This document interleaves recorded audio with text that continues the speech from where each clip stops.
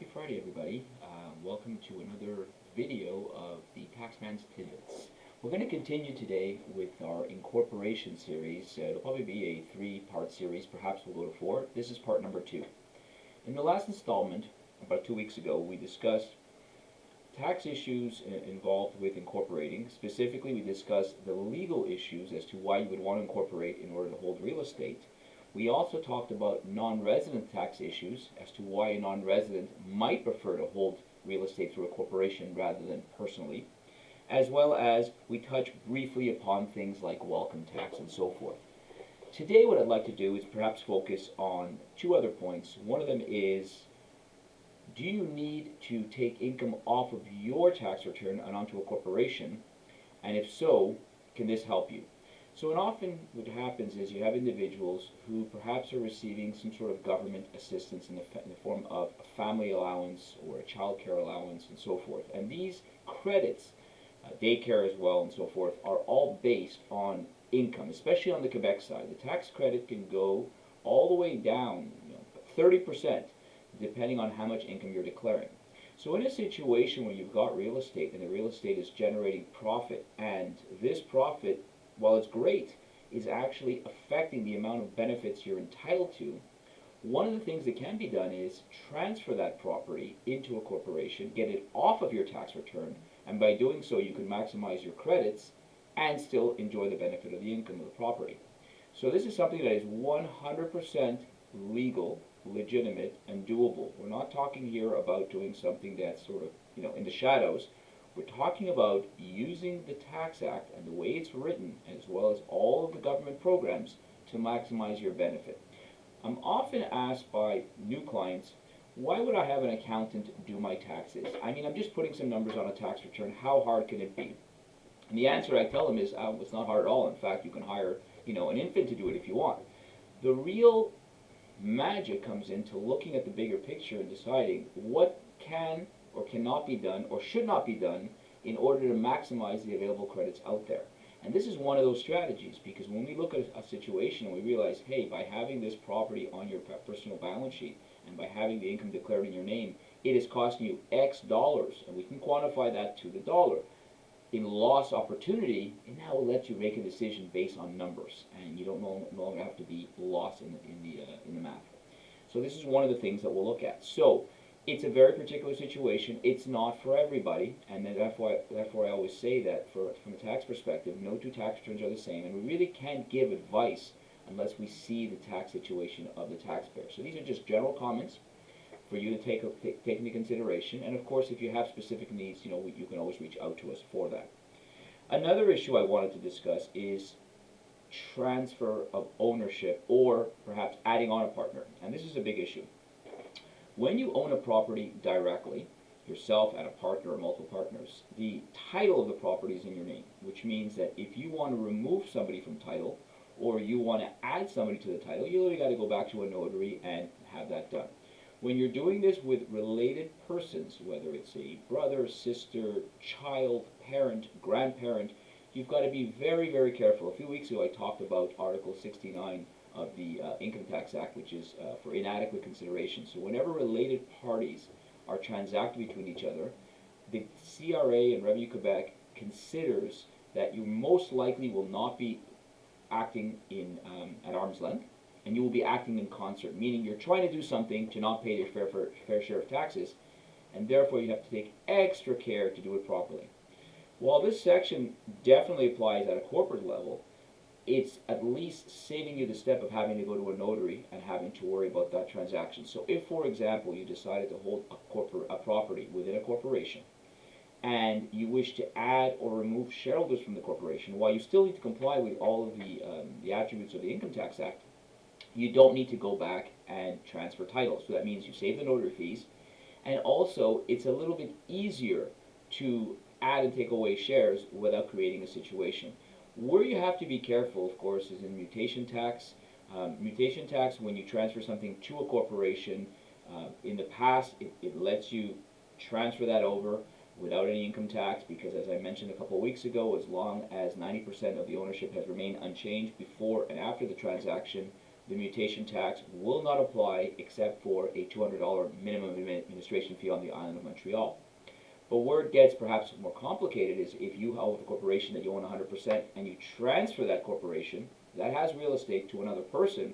In the past, you were able to get around the mutation tax by doing it this way, but for the last number of years, this is not possible.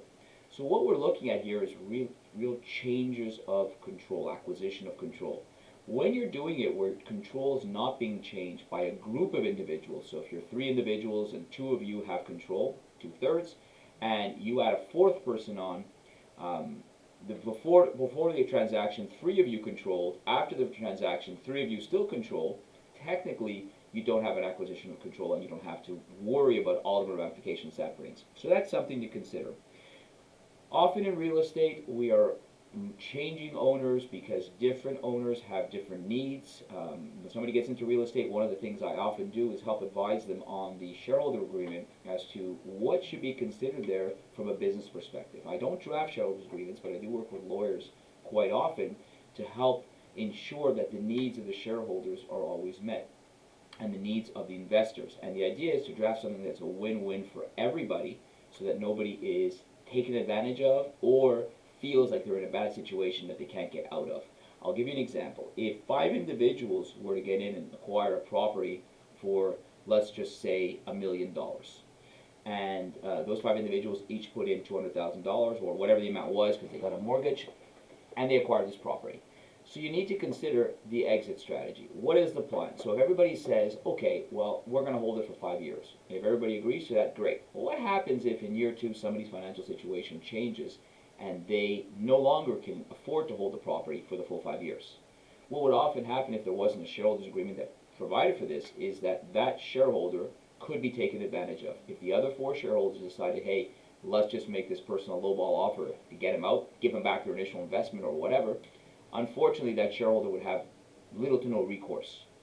However, if you factor that thought process in when you first come in where everybody's at an equal stage and you say, well, every time the property increases by, let's just say, for argument's sake, $250,000, any one shareholder can then request either to sell the property or to be bought out. Well, that establishes milestones, and you can do it at 250 and then another 500 and on and on. And it sort of gives each shareholder the opportunity, if situations change, to be able to get out of a situation. So these are the kinds of considerations in a shareholder agreement that are considered. Of course, you can have these agreements done at an individual level when you're co-owners, but now you have to start considering from a legal perspective the validity of that agreement. So when you have agreements amongst co-owners, you're starting to lean towards the concept of having a partnership, not a co-ownership. Now you could have a co-ownership, something like a condo association where you have bylaws and so forth, and you can draft things that way. Or you can have a partnership where you have a partnership agreement. And you have to consider at each level, from a legal perspective, the likelihood that if you have some sort of a dispute, that you'll be able to go and successfully fight this in court, and it doesn't end up costing you more than you would expect. So partnership agreements, shareholders agreements, these are things that are quite often drafted and utilized. What I like about the corporate environment is you're transacting at the share level, which allows for the possibility of all kinds of potential tax planning, versus at the direct ownership in the building level, which is very, very strictly mandated, and everything is going in Quebec at least through a notary, and it has to follow a due process. So it's something to consider. One of the issues that we're going to talk next week about is the idea of, so I have my property, I bought it in the past, and now I think I'm ready to discuss transferring it to a corporation. And again, for many, many reasons you would have it owned in a corporation, simply because it's more convenient, as well as from a tax perspective there could be tax advantages there as well. Transfer of ownership to the future generations and so forth. So these are the tax rollovers that you may or may not have heard about in the past. And it's something that will take, it really should take a few hours to do, but we'll try to do something in 10 minutes that at least gives you a flavor for when you would consider this.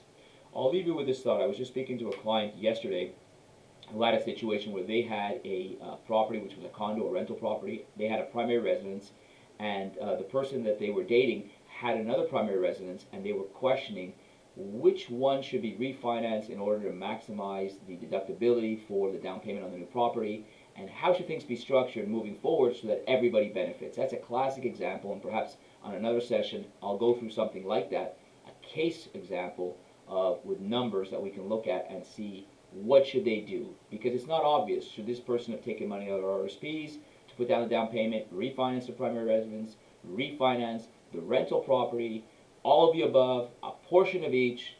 I wish there was like a one-stop answer for everything, but unfortunately there isn't. We have to look at their tax returns, look at their situation, and try to figure out what's the best option for them in order to maximize the deductions on the mortgage interest and minimize any potential hit if they decided to sell a property in order to finance a new property. So I hope everybody has a wonderful Good Friday.